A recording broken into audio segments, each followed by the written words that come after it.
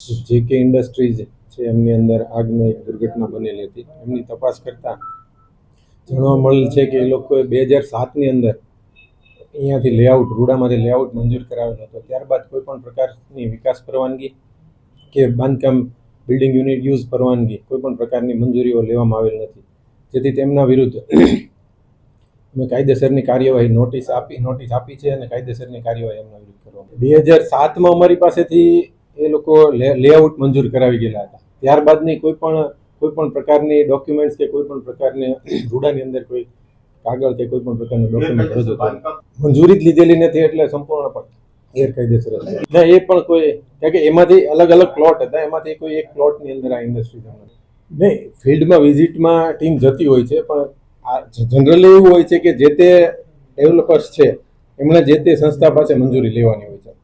જો મારા ધ્યાનમાં આવી ગયેલું હોય તો એડવાન્સમાં જ અમે એમને કાયદેસરની કાર્યવાહી કરીને બંધ કરાવી. એવું માની શકાય, કારણ કે ઘણી બધી જેવી ઇન્ડસ્ટ્રીઝ હોય છે કે જેમાં અમુક સમય ઘણા બધા એવા પણ હોય કે જે ગામ છે રૂડાની અંદર ભળેલા હોય, એ પહેલાં પણ ઘણી બધી ઇન્ડસ્ટ્રીઝ ત્યાં મંજૂરી મળેલી હોય, જે રૂડા દ્વારા નહીં પણ જે તે ઓથોરિટીઝ દ્વારા મળેલી હોય છે. એ અમે ચકાસણી કરાવીએ છીએ હવે, કારણ કે અત્યારે અમારી પાસે એવો કોઈ ડેટા છે ને, એટલે અમે ચકાસણી કરાવીને હવે દરેક જેવા એવા યુનિટો ધ્યાનમાં આવશે એમના વિરુદ્ધ કાર્ય કાયદેસર. મંજૂરી જ લીધેલી નથી એના મતલબ કોઈ પણ પ્રકારના એમની પાસે એનઓસી નહીં હોય, એ સ્પષ્ટ. એમની પણ એક એક યુનિટને અમે લિસ્ટ બનાવીને હવે ચેકિંગની કામગીરી હાથ ધરશું, અને એમની પાસે વધારાનું બાંધકામ છે કે કેમ, એમની પાસે બીજા એનઓસી લીધેલા છે કે નહીં. ઘણી બધા એવા યુનિટો છે કે જે રૂડામાં ભળેલો, જે વિસ્તાર રૂડામાં ભળેલો એ પહેલાના યુનિટો હશે અને ત્યાં મંજૂરી મળેલી હશે, તો એમની પણ અમે વિગતવાર ચકાસણી કરી અને કાયદેસર. જનરલી કોઈ પણ ડેવલપર્સ છે એ મંજૂરી માટે જ્યારે આવે છે રૂડામાં, ત્યારે અહીંયાથી એ આઈધર અમે અહીંયાથી ફાયર એનઓસી માટે એમને ક્વેરી આપીએ છીએ કે ભાઈ તમારી જે ફાઇલ છે એની અંદર ફાયર એનઓસી જોડેલું નથી, અને જો ફાયર એનઓસી જોડેલું હોય તો અમે એનું વેરિફિકેશન કરીએ છીએ અને ત્યારબાદ મંજૂરી આપતા હોઈએ છીએ.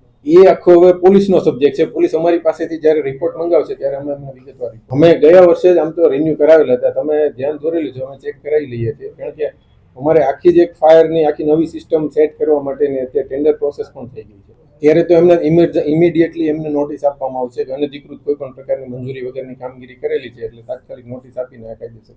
ટેન્ડરમાં એવું થયેલું હતું, એક ટેન્ડર થયેલું તો એમાં એક જ એજન્સી આવેલી હતી, એટલે ફરી રીટેન્ડર થયું છે. એમની હવે મંજૂરી માટે ફાઇનલ સ્ટેજ ઉપર